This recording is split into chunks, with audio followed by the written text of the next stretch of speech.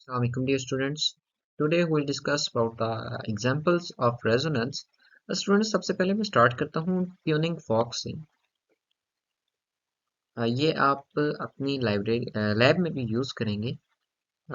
जो आप फिजिक्स की आप अपने कॉलेजेस में लैब करते हैं। स्टूडेंट जो ट्यूनिंग फॉक है ये हमारे पास होता क्या है?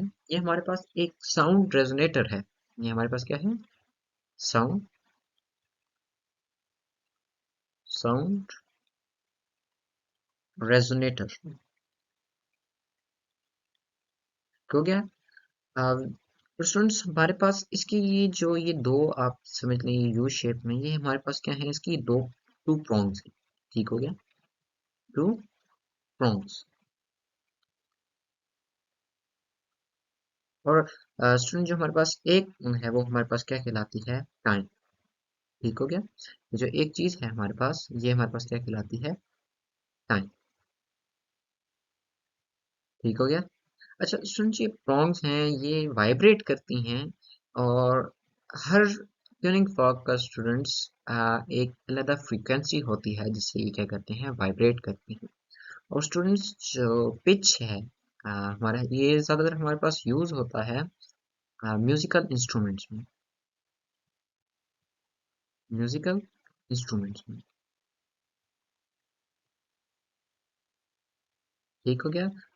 मेडिकल में भी काफ़ी यूज़ होते हैं ट्यूनिंग फॉक्स। और अच्छा स्टूडेंट मैं आपको बता रहा था जो पिच है ये हमारे पास ये लेंथ ऑफ जो प्रोंग्स हैं इस पर डिपेंड करती है। पिच डिपेंड्स ऑन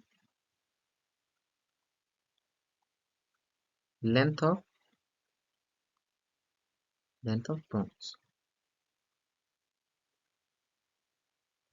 स्टूडेंट्स जो मैं आपको बताना चाह रहा था रेजोनेंस अब इनकी कैसे होती है। देखें आपके सामने ये दो ट्यूनिंग फॉक्स हैं।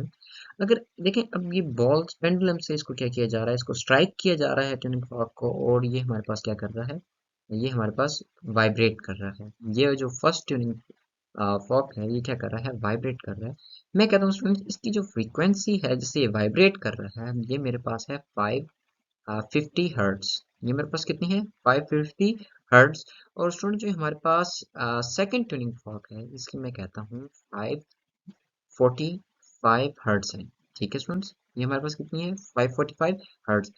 अब स्टूडेंट जिस टाइम ये वाइब्रेट करेगा तो इसकी फ्रीक्वेंसी कितनी है स्टूडेंट? हमारे पास ये 545 है। तो अब देखें ये इसकी नेचुरल फ्रीक्वेंसी है। ठीक हो गया। ये हमारे पास इसकी क्या है? नेचुरल फ्रीक्वेंसी है।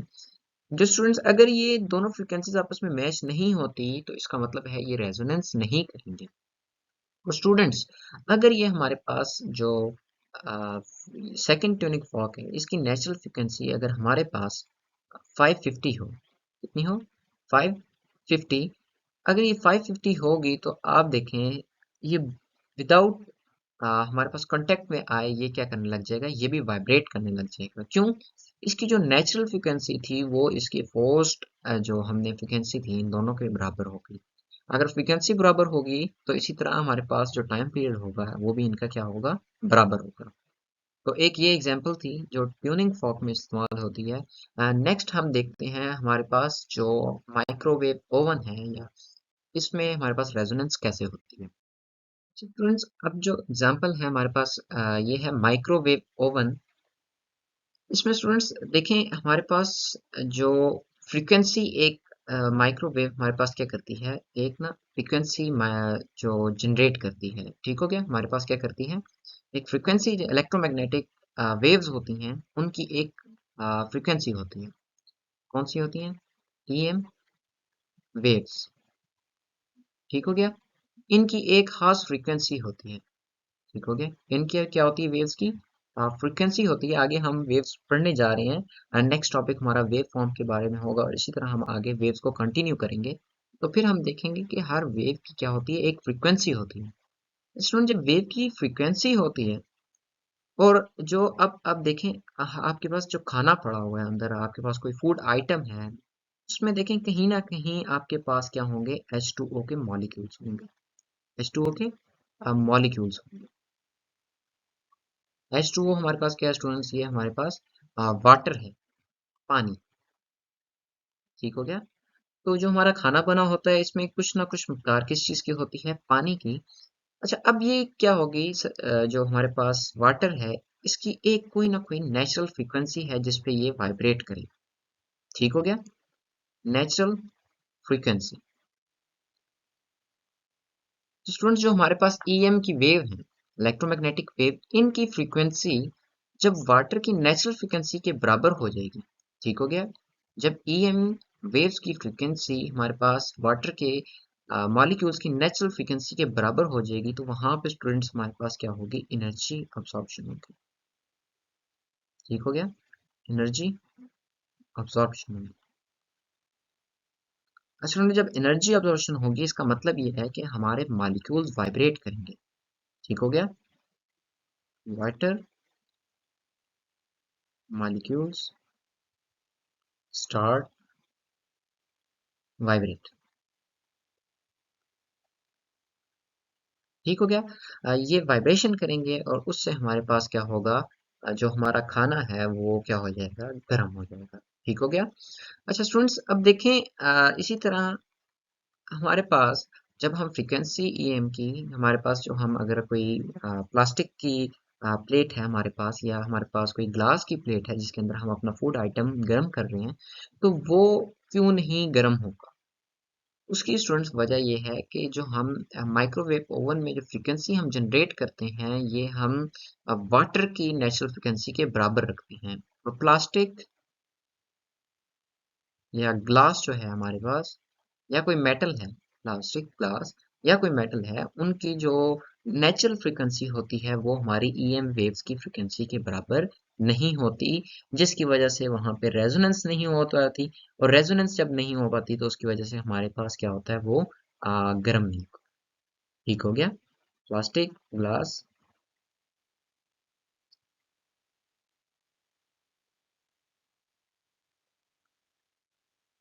Natural frequency. ठीक हो गया? Equal to equal to EM electromagnetic waves frequency. ठीक हो गया?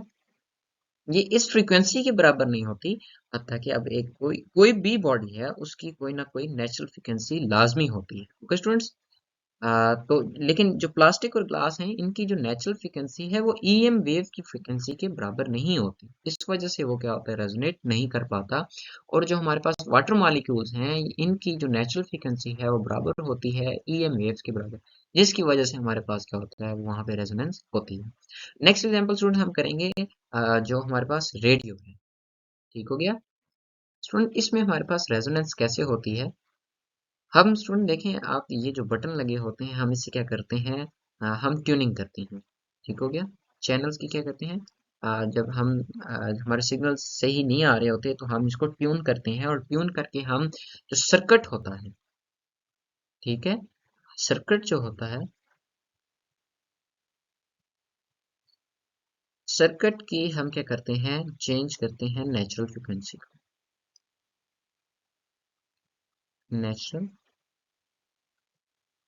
फ्रीक्वेंसी। और स्टूडेंट जो हमारे पास चैनल है कोई, जिससे हमने कैच करना है सिग्नल, अगर आपको कोई रेडियो स्टेशन है, उसकी जो फ्रीक्वेंसी होगी वो हम किसके साथ ट्यून करके, जो हमारे पास सर्किट है उसकी नेचुरल फ्रीक्वेंसी को चेंज करते हैं। और जब वो स्टूडेंट्स हमारे पास मैच कर जाती है, ये मैं कह रहा हूँ, जो हमारे पास स्टेशन की फ्रीक्वेंसी, ठीक हो गया, ये हमारे पास क्या है, स्टेशन की फ्रीक्वेंसी, और सर्किट चेंज करने के बाद जो नेचुरल फ्रीक्वेंसी बनती है, ये दोनों जब आपस में मैच करती हैं, तो वहां पे अगेन हमारे पास क्या होता है, एनर्जी एब्सॉर्प्शन होती है। Energy absorption. और स्टूडेंट्स जब एनर्जी ऑब्जर्वेशन होती है, इसका मतलब ये है कि वहां पे क्या हुई है, रेजोनेंस हुई है। वहां पे क्या हुई है, रेजोनेंस हुई है। और स्टूडेंट जब रेजोनेंस हो जाती है तो हम क्या करते हैं, हम उनकी आवाज को हम अच्छा सुन पाते हैं। ठीक हो गया? ओके स्टूडेंट्स, आई होप कि आपको ये क्लियर हो गया होगा। Thank you very much. Love.